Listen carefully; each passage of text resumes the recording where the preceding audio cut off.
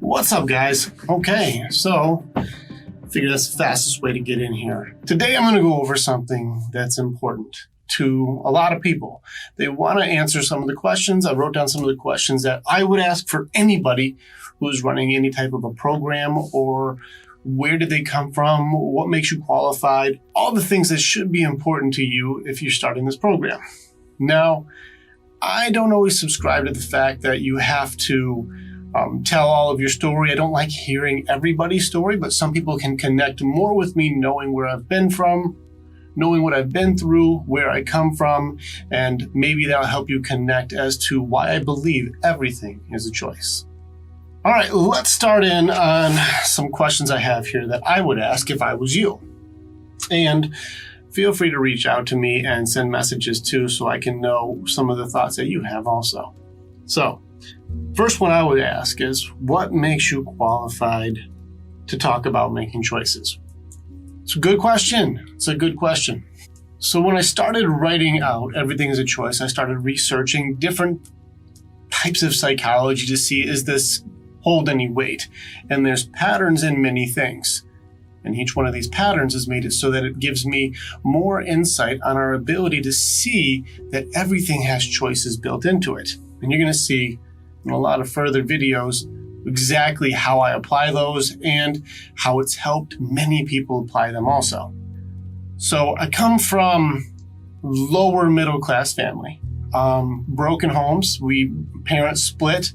I know what it's like to have to go through it with a single parent. I know that.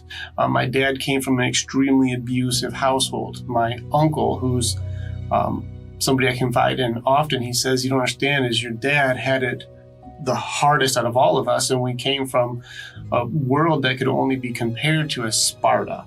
So physical abuse, mental abuse, the attacks were vicious.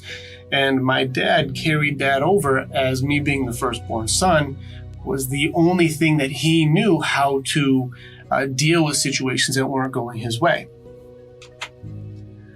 With that, it did mean that if anything didn't go right, there was a lot of difficult things I had to go through when he would be very physical and, let's just say, way over the top on certain ways you should handle things.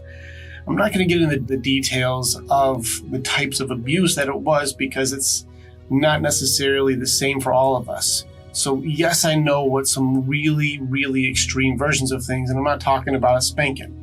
So for those of you who are wondering, have I gone through battles? Yes, I grew up in a very tough environment. Our neighborhood itself was low end as far as poverty-wise. We weren't very wealthy. So getting in fist fights and getting into trouble was something that was normal for us. The home life was not very nurturing. My dad didn't know how to connect. And my mom was also being broken down from that abuse being carried over into her. Because of that, when I was around 5th grade, so I'm 10 years old, my mom had an emotional break and she ended up having to leave because she was going through her extremes. My dad, he shut down and became borderline sociopathic for a few years. This meant he had no regret, no remorse, no connection, no anything. This left us, me and my brother and sister at the time, literally just grasping at straws to any family members or anybody who could connect. So we understood abandonment. We understood abuse. We understood neglect. We understood not feeling loved or feeling appreciated, because my mom was gone for a long time, like over a year and a half before I was able to see her again. All of that connection was taken away because my dad was in a dark place and blocked all of that. My mom was in a dark place and couldn't find a way to connect. And there was a lot of growth they had to go through. So we understood, especially I understood, where I had to go through an emotional shutdown. And that emotional shutdown was my defense mechanism. And now I'm sure almost anybody watching this has created defense mechanisms for whatever insecurities that they would have had, whether it be self-doubt or fear or excuses that we end up giving ourselves to make it so we can't do our best. We create these different thoughts based on what we've been through, which is part of our problem too, is we don't have enough information to change that perspective. So my defense mechanism was to shut it down. And for a number of years, I probably had more in common with a robot than I do a person. Some of you can relate. Now, also being a guy, it wasn't very appreciated to be emotional as it was. So it was looked upon as weakness. It was treated as pathetic or shunned or not loved. So the tough part about that was being able to know what emotions were acceptable and not acceptable. And my uncle explained it really well. He said it was an interesting way that we grew up. He said that if you were happy and being loud and laughing and all these things, that was unacceptable and keep it the fuck down. If you were sad or crying, that was unacceptable. And I'll give you a fucking reason to cry. It was seen as weakness. But if you were angry is okay. Because I'm angry too. So if you're angry and I'm angry, that's just fine.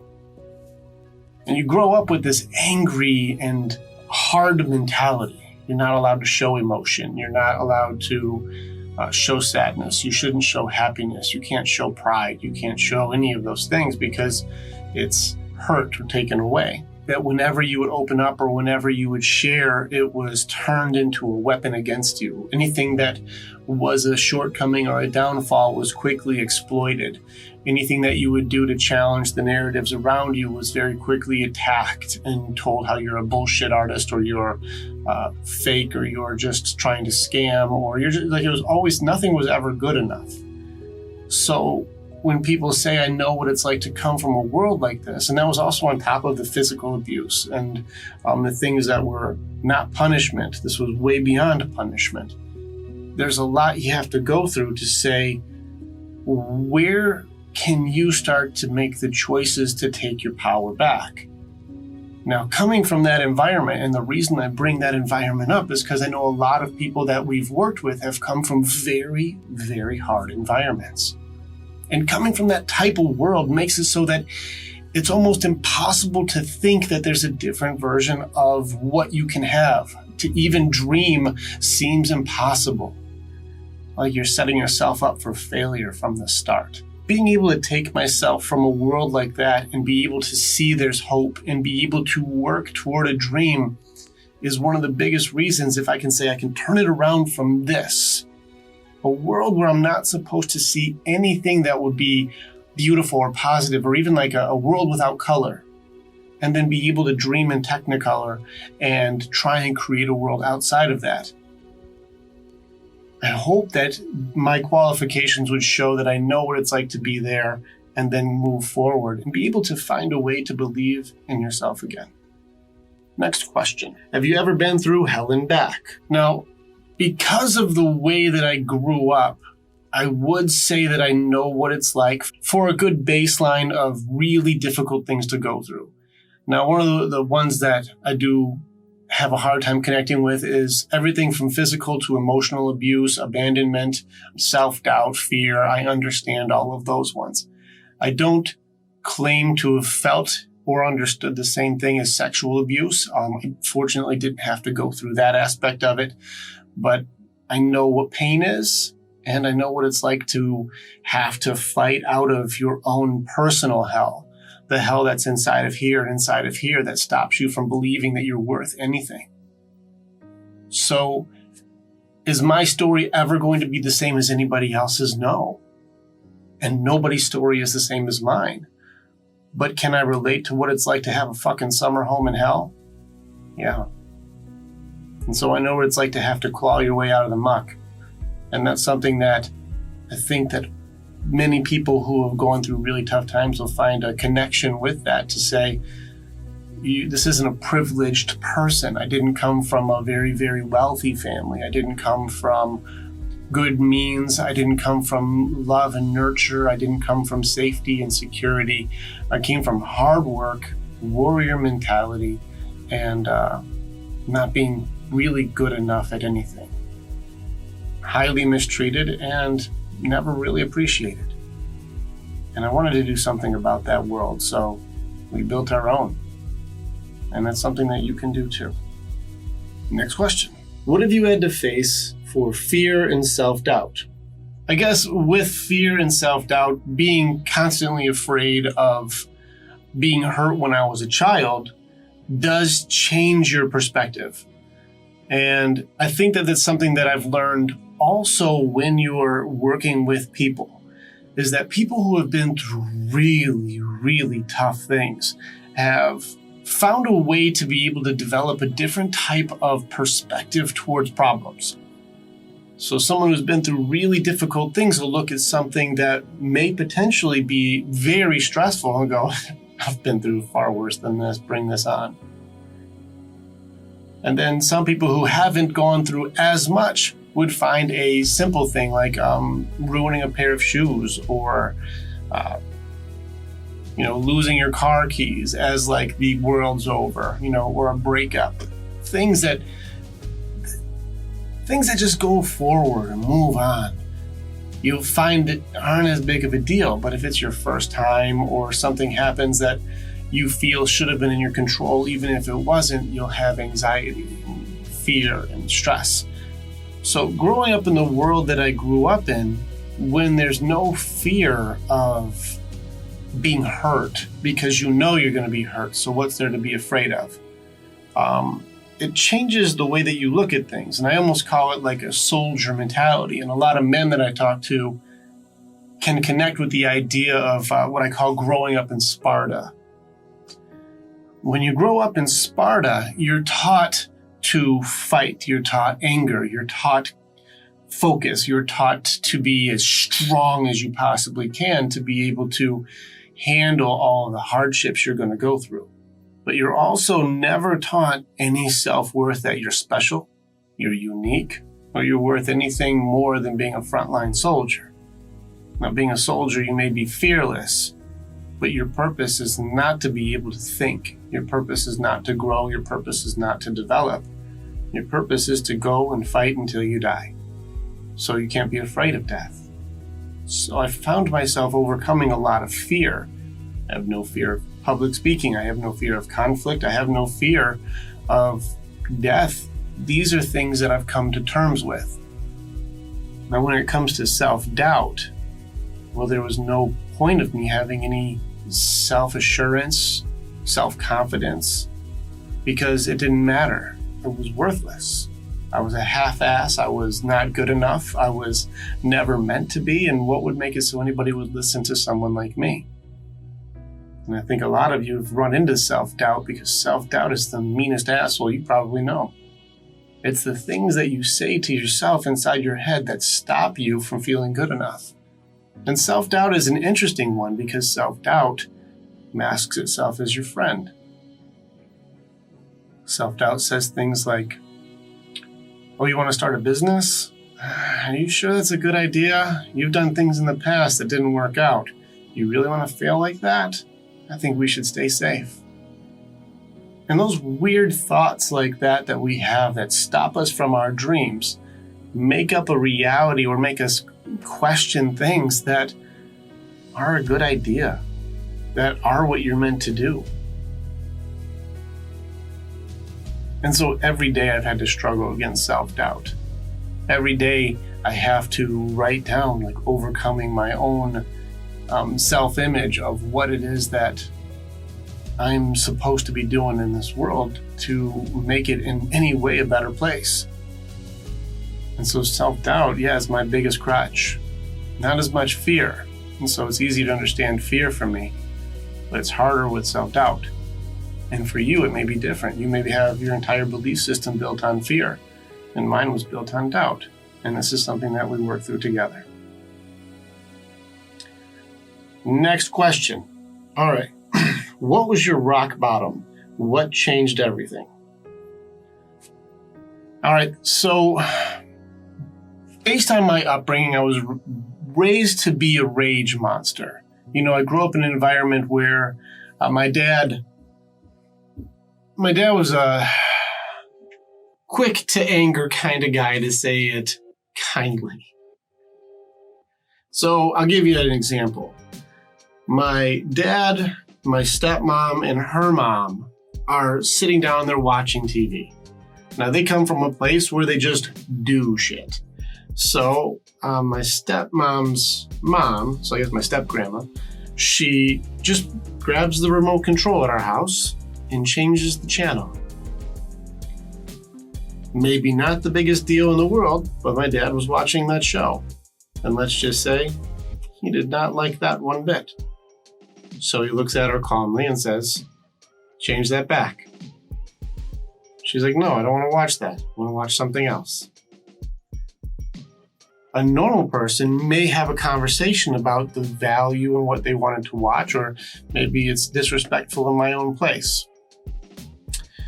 My dad had a coffee cup that he was holding while he was there. He said, oh, okay. So he put his food down, he grabbed his coffee cup and threw it right through the TV screen, and he says, watch whatever you want. And then just walked out of the room. This is the idea of the type of temperament that I grew up with. And so when you grow up in Sparta, destroying things or attacking first just makes tactical sense, because you can bet that there's no more channel changing after that day. So when you grow up in an environment where you hit first, or you attack first, or you break things first, and that's the first thing that you do, it goes right into a violent action, or it goes right into some sort of a dig or a scream. When I was in a relationship, in that relationship, she was a great person. She's a very good person, way better than I was. I was going through so many mental things that she was just above me, as far as she was ahead of me, as far as maturity, the type of person she was. And I didn't appreciate that because I didn't know how to appreciate anything. And I remember there was one night we were sitting in front of the house, and we were just sitting in the car, and we got into a conversation. Truthfully, I don't fully remember what the argument was about, but we were in an argument about something. And my crazy brain, when you're angry, says to hit things. Now, don't worry, I didn't hit her, but I got upset and I punched my car window out. And if you've ever hit a car window, they're very hard. And I smashed this car window out, glass flies everywhere, all over the place. Her, reacting like a normal human, goes, oh God, I can't even be in a car with somebody who does this. She gets out and she's crying. She's walking around the car into the front of the house, and I just see her tears just pouring down. I get out of the car and I'm standing in a pile of glass, just glass all over the ground. And my arm is all cut up because I'm an idiot and I just punched through a window. So my arm's got blood pouring down my arm. Standing in just a shimmering glass-covered ground with blood pouring down my arm, tears pouring out of her face, and I had an introspective moment. Is this the kind of person that I want to be? And I was like looking at just the carnage that I have. Like, this is what I've been taught my entire life. You attack first, you break something, you make it a point. Anger is acceptable. Understanding and calmness and stillness and listening, that's for the weak people. I will dominate you. In that moment, I looked at what I was trained to be, and what I was taught to be. And I said, I don't want to be this guy anymore. And so it's at that time that I decide I need to make a conscious change of what kind of person I'm going to be from now on. That was a tough moment in that, because everything I've ever known was going against who I was. And so I started associating myself with groups of people who were trying to improve, trying to do better, reading more, growing, starting their own businesses, whatever it may be. And so at that moment, in that 1 second, everything that I knew for almost 20 years, everything that I knew had changed. I knew that I couldn't continue this path anymore. I knew that I couldn't be that way. I know a lot of people have that moment for a lot of things. It could be eating. It could be working out. It could be other types of self-care. It could be habits that you have. It could be something that needs to change, and you've always been afraid of what that identity shift would be. there comes a point where you can't continue moving forward in that direction.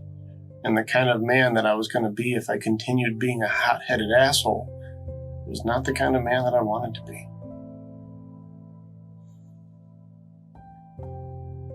So yeah, I know what it's like to change everything. I know what it's like to be abandoned. I know what it's like to be hurt. I know what it's like to be put down. I know what it's like to have no one believe in you. I know what it's like to hurt others. I know what it's like. And I believe that everything is a choice up to a point. All of our adult lives, even up into your teenage lives, you make decisions that matter. And I believe that all of our decisions are connected to create our lives the way that they've gone. We need to be able to look back at that and look at those monumental moments and realize that I don't want to repeat these mistakes over and over again. I need to be aware of what I'm supposed to learn from these things that happened. Now, some of the more difficult things to get over is things when you're a child and bad things have happened to you. And I'm not claiming that that was a choice. I am claiming that these are situations that have happened. There are ways to find strength in yourself from it, but I don't claim to be an expert on dealing with childhood traumas or abuses that are way over the top. But I do know as an adult, you do get to choose now how you're going to handle things, what you're going to do from this day forward, and what does your rock bottom look like? Do you have to wait for it to all come crashing down or until you punch through a window and you're bleeding to make a choice to do something different? I believe every moment that we live, if you practice awareness and you practice being able to look inside yourself and look at all the things around you, the more that you practice, the more that you'll see the choices are everywhere. The choices are in all the things around you. They're in everything you decide to do. Every single thing you eat or drink, every single thing that you choose to do to treat somebody a certain way, every way you handle something. It's in everything. Everything is a choice. Now, I hope a little bit of my story resonates with you. If there's anything in this that you can connect with to go, okay, this guy's been through some shit just like me. I'll listen to what he has to say. I hope this was helpful. So we're going to start Awareness Week. Awareness is the number one most important thing that we have to have. Not only internally as to why do we feel what we feel or why do I do the things that I do, but also paying attention externally. Understanding that the things around you also are filled with choices. And it gives you your power to understand that you can control your environment around you too. So let's get started with week 1. Thank you guys for watching this. If you made it to the end of this, I really truly appreciate you going on this wild journey with us and spending the time with me to kind of listen to my story before I get to hear yours. All right, I'm out of here.